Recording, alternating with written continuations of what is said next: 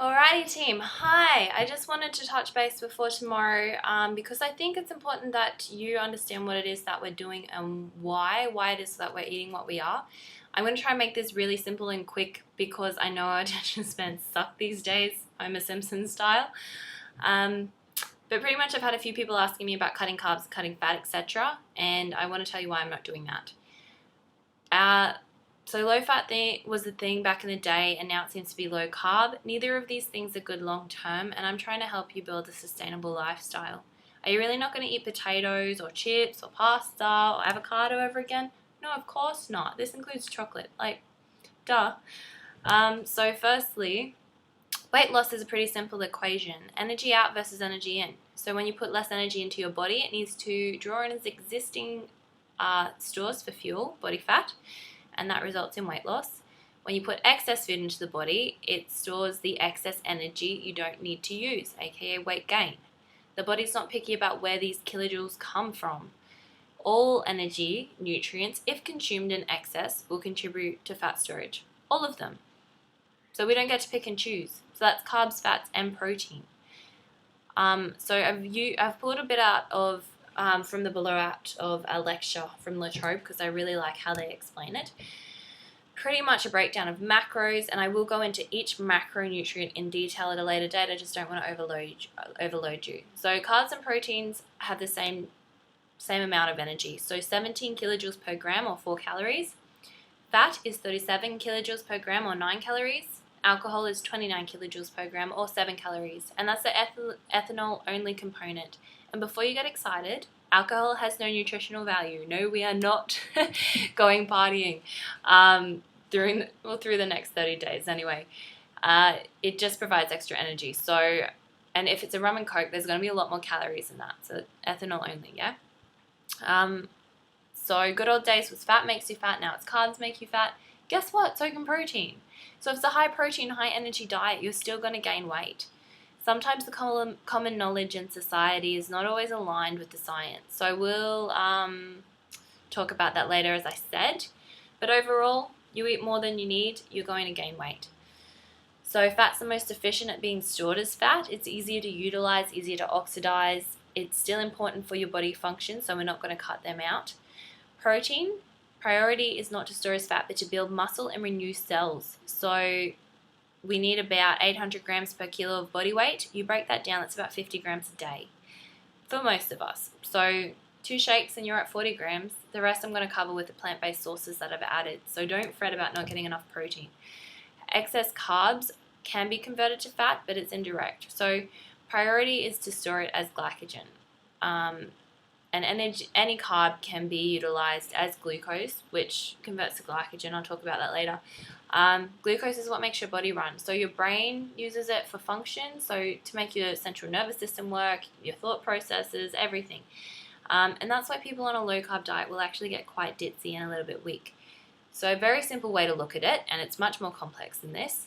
If you ate pure carbs, pure glucose, and this is just a theory because you can't, our body is so ineffective at storing carbohydrates as fat that it would continue to increase its core body temperature to burn the excess energy. You'd run a fever. That's how bad we are at utilizing carbs for fat stores. But say it's bread, pure carb bread, which doesn't exist, don't worry, and then you put Nutella on it or big slabs of butter, it's going to store that fat as body fat because it's a significant source. It's already got the energy that it needs from all the bread. Same with pasta. So yes, you're having pasta, but it's all the creamy sauce and fat that goes with it that your body is going to store because it's got the glycogen and energy that it needs to utilize. Of course, if you eat a big bowl of pasta every day, you are going to gain weight because it's an excess of energy. So at the end of the day, calories are king. So if you overeat on your energy requirements, your body is going to store the excess of that as fat. So I went off on a bit of a tangent there. So yeah, our conventional thinking is not always accurate. And our portion sizes are not always accurate either. So it's about balance between these 3 things to get a nice, beautiful, full day of eating, but with your carbs, fats, and proteins involved.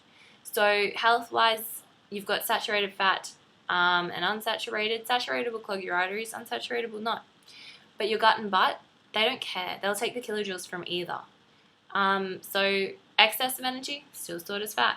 Fat is important because it helps you feel full, absorb nutrients, protects the body's organs, and it's a great source of backup energy once carbs are depleted.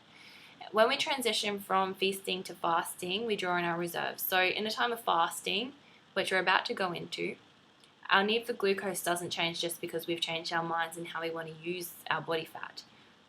Protein can meet those glucose needs because protein is amino acids and that can be converted to glucose, but this causes a shift to ketosis. And a quick overview of ketosis, it's got its own effects, but it causes a suppression of appetite, a slowing of the metabolism occurs. So that's interesting because when we enter a fasting state, our bodies actually burn less energy than they did before. So we fast daily, overnight. Fasting, we wake up, eat breakfast, we break the fast. So if you didn't eat breakfast this morning, you're still in a fasting state and your body is not burning as much energy as if you did. So many people starve themselves or restrict themselves to lose weight. And it gets to a point where your body actually stops you losing weight if you do it so much because it becomes so conservative with energy. It'll drop your metabolism right down. And this quite often happens when we just rely on protein to meet glucose needs.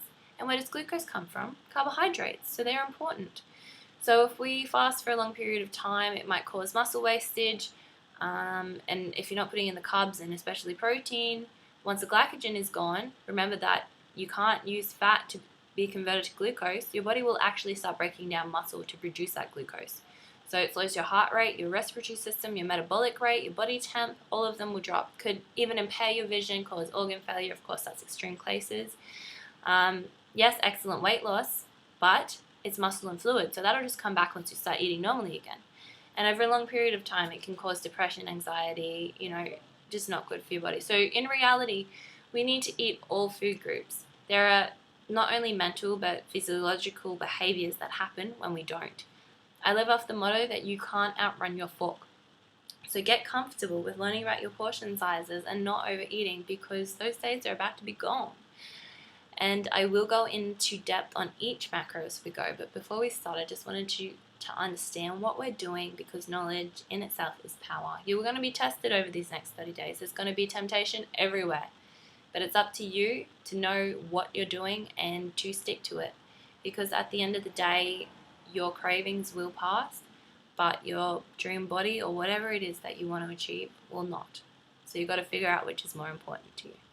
I will talk to you all soon. I hope that makes sense. And again, anything you need clarification on, please ask. See you later.